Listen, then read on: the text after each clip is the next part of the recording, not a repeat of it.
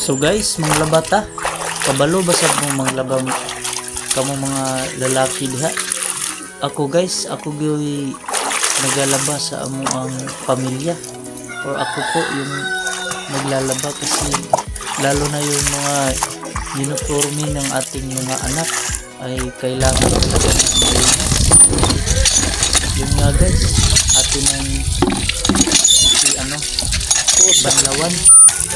Lagyan ng pabango para mas mabango sila sa kanilang pagpunta sa school, hindi sila mabaho. What's this do? Dahil yung mga bata ay napakaanghit pagdating ng hapon. So, kaya ako yung naglalaba para sure na mabango talaga sila hanggang hapon. So yan guys, atin ang ibilad sa araw para naman ay bukas may magamit na sila kasi Sabado ngayon guys.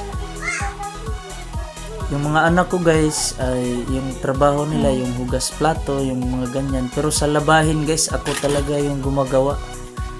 So yun lang guys yung ating video guys. Thank you for watching sa inyo.